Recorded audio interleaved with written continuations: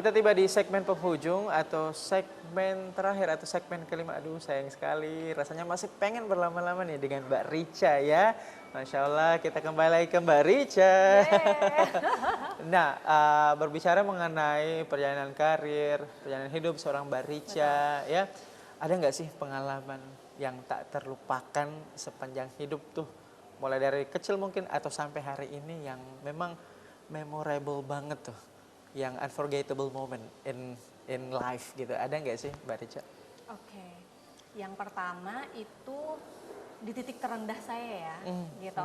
Jadi waktu itu ada masa-masa setelah keluar dari PNS, saya jadi ibu rumah tangga, terus kan saya tetap satu grup nih sama alumni-alumni kuliah, ya kan, melihat mereka dengan kesuksesan mereka masing-masing gitu ya, suami saya dan teman-teman yang lain gitu, itu sempat insecure, sempat kayak, ih kok gue ini sendiri ya, gitu kayak jatuh sendiri ya, kayak gitu loh, padahal ya keputusan itu diambil secara sadar, tapi kan pastilah manusia ada konsekuensinya sisi, ya. betul, dan ada sisi jatuhnya mungkin atau lagi dipengaruhi syaiton gitu ya.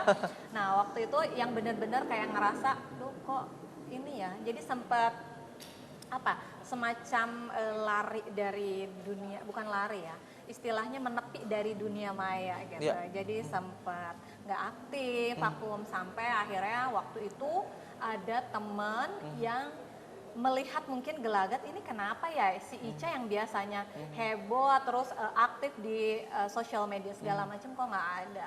Akhirnya waktu itu dia tanya kenapa gitu ya, itu terus saya cerita kayaknya kok ini ya gitu, kayak nggak ya gini-gini aja ya gitu, dan ngerasa tidak berharga lah, istilahnya tidak berharga tuh dalam arti ya itu mungkin karena ngelihat rumput tetangga yang lebih hijau ya kan gitu, ih dengan kesuksesannya masing-masing, ih gue di rumah doang nih ngurus anak gitu kan, yang kayak gitu.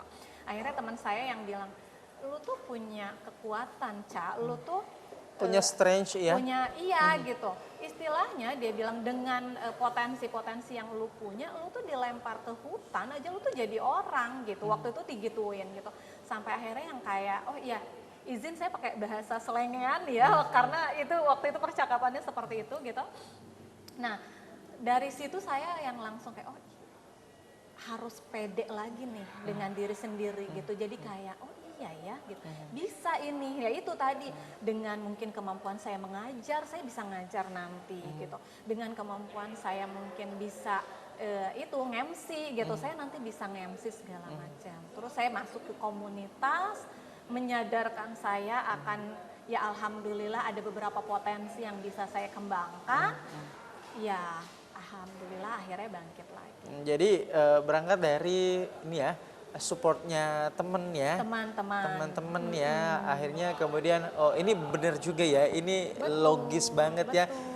Ya saya sepertinya memang punya tuh ya, jadi saya harus bangkit lagi nih, harus recover lagi nih, harus nunjukin lagi bahwa ini Richa nih, harus kembali ya, seperti itu. Wah, luar biasa sekali. Nah berangkat dari situ kemudian eksekusinya apa memang keesokan harinya atau butuh proses lagi atau gimana tuh? Iya, enggak sih, enggak langsung keesokan harinya juga, tapi ya waktu itu apa ya istilahnya memiliki semangat lagi lah, semangat lagi untuk tumbuh, untuk berani lagi bergaul sama orang-orang gitu ya, ngobrol lagi, nyari temen baru dan lain sebagainya gitu, dan termasuk yaitu gabung ke sebuah komunitas gitu, itu akhirnya yang jadi langkah awal gitu ya, berprosesnya seorang Richa Norma itu di situ.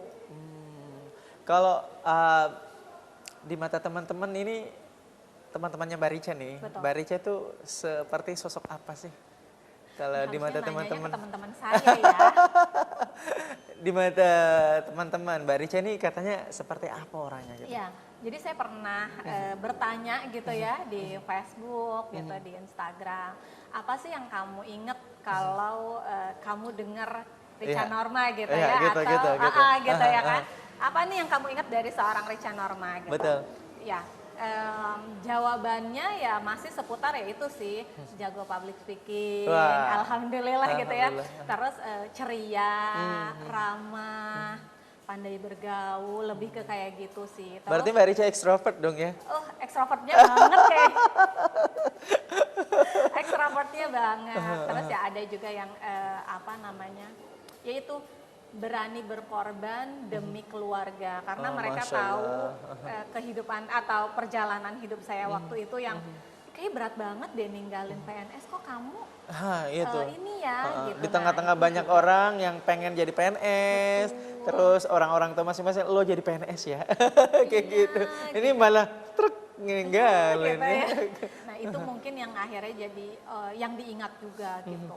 Jadi selain yang sekarang saya geluti gitu ya, terus sifat-sifat saya yang katanya ramah, yang ceria gitu, bisa membawa suasana gitu. Dan ya itu sih perjalanan hidup gitu ya yang mereka ingat tentang saya. Oke, kalau mimpi-mimpi nih, mimpi-mimpi ke depannya untuk lembaga yang sedang dibangun, terus untuk keluarga dan untuk diri sendiri tuh mimpi-mimpinya apa tuh? Oke. Kalau untuk anak tentu saja mimpi saya dan suami ya kami ingin punya anak-anak yang hafiz Quran gitu Amin. ya, yang soleh-solehah gitu ya, yang ya tentunya bisa berbakti sama orang tua, keluarga dan bermanfaat. Yang paling penting itu kebermanfaatannya Betul, nanti betul. mereka untuk Betul. yang lain gitu ya. Dan itu juga yang coba saya selalu terapkan atau itu jadi semangat saya untuk bertumbuh karena saya ingin jadi orang yang bermanfaat. Sebetulnya itu aja. Kenapa saya akhirnya membuka lembaga public speaking, yaitu agar ilmunya itu nggak cuma terbatas di saya, tapi juga bisa bermanfaat juga nih untuk orang banyak. Oke. Barangkali bisa meningkatkan kualitasnya juga, barangkali bisa menjadi ladang pekerjaannya juga ke depannya gitu dan lain Betul. sebagainya. Nah, terakhir nih pesan-pesan untuk perempuan yang ada di luar sana, khususnya pemirsa Net TV Sulsel yang ada di rumah, apa nih pesan-pesannya? Silahkan. Untuk para pemirsa Net TV Sulsel, pesan saya mungkin khususnya para perempuan dimanapun berada, tetaplah produktif walaupun dari dalam rumah, berkarya, karena kita sebagai perempuan itu memiliki banyak potensi loh sebetulnya gitu. Jadi tinggal bagaimana cara kita mau mengembangkan potensi itu dan membagikannya menjadi sesuatu yang bermanfaat untuk orang lain.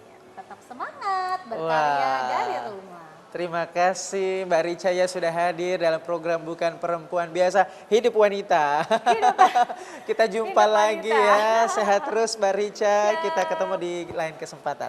Terima kasih Nah, Mas Dia. itulah tadi ya obrolan kami ya, obrolan dengan Mbak Ica yang seorang womanpreneur, public speaker dan juga ibu rumah tangga yang tidak kalah menginspirasi dengan wanita-wanita lainnya. Akhir kata seluruh kerabat kerja pamit undur diri. Saya Radiasi Sahril. Assalamualaikum warahmatullahi wabarakatuh dan sampai jumpa di episode selanjutnya dalam program Bukan Perempuan Biasa. Bye.